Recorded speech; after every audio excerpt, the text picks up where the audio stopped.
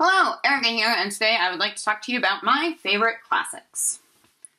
Pretty self-explanatory, so without further ado, here they are. The first one I have is also the oldest, and that is Don Quixote by Miguel de Cervantes. This was published in two parts. The first part was originally published in 1605, and the second part in 1615. And I love this book. I actually took an entire class in college just on this book and on Miguel de Cervantes, and it was a really incredible experience that I'm very glad to have shared in. This book, I think, intimidates a lot of people because it was written a very long time ago. I know a lot of people struggle with getting into books that were written in the 1800s, let alone the 1600s, and the early 1600s at that. By some people, this is sometimes referred to as the first novel. Debatable. Anyway, so this is my very well-loved Signet mass market paperback edition, and it's very, very beat up. The spine is very broken. Don Quixote is, of course, the story of Don Quixote and his sidekick Sancho and the adventures that they go on when Don Quixote decides that he wants to be a knight-errant after reading too much literature. So this is definitely a book for book lovers. This book is hilarious also, and I know that many people are familiar, of course, with like the windmill scene when he thinks the windmills are giants and things of that nature, but there's so much humor and so much subtle comedy in this book that it's a lot easier to read than you think it's going to be. Of course, this was originally written in Spanish and translated. My copy here, you know what? I don't even know who translated it.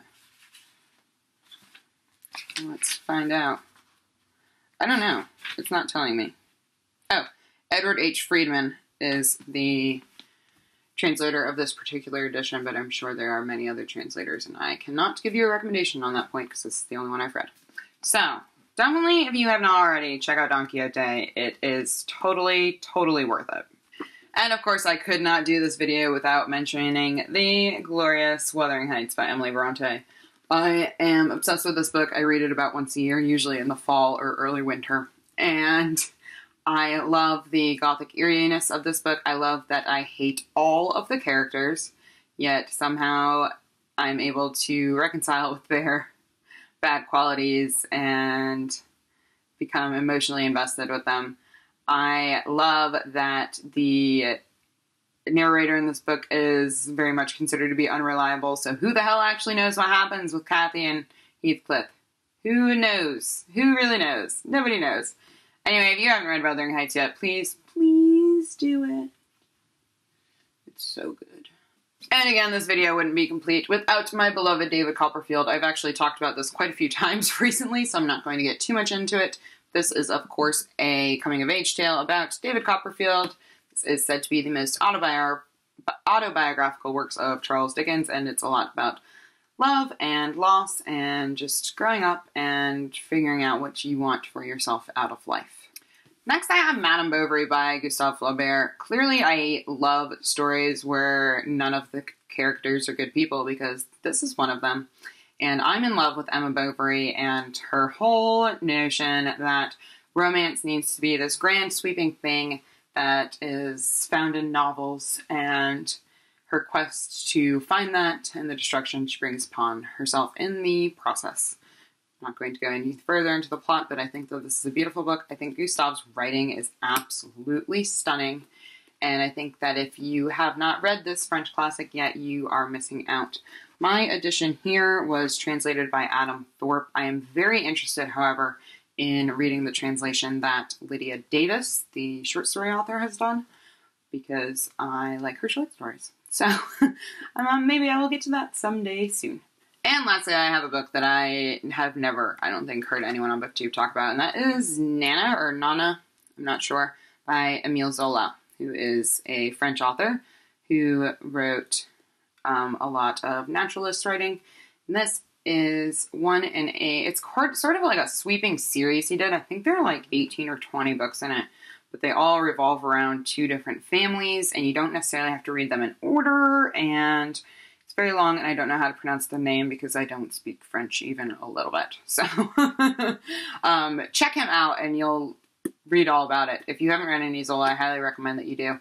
This is the story, of course, of Nana, the main character, who rises through the ranks to become a very, very famous and very high-class prostitute. And it's kind of about her habits in devouring men and taking them for all that they're worth and then crushing them under her toes. This novel is brutal in its portrayal of relationships between men and women. It has oftentimes been referred to as a bit sexist, which it is, but, you know, take it with the times. I'll read you a little bit of the blurb, not the whole thing. Rich men fall at her feet, great ladies try to emulate her appearance, lovers even kill themselves for her. Nana's hedonistic appetite for luxury and decadent pleasures knows no bounds, until eventually it consumes her. Nana provoked outrage on its publication in 1880 with its heroine damned as the most crude and bestial sort of whore. So, if that doesn't pique your interest, I don't know. I thought that this was really good. And again, it has its issues for sure, as any writing by a man about a female prostitute in the 1880s is going to have. That is kind of a given. It does not forgive it, but you should be aware of that going into this. So those are some of my favorite classics. Please share in the comments if you have any recommendations for me. I'm kind of in a slump with finding new classics to read that I really like. And that could be because I just finished Middlemarch and it totally exhausted me. But I need more classics to keep reading one a month, and I don't know what to read, and you should tell me what to read because I can't make decisions on my own.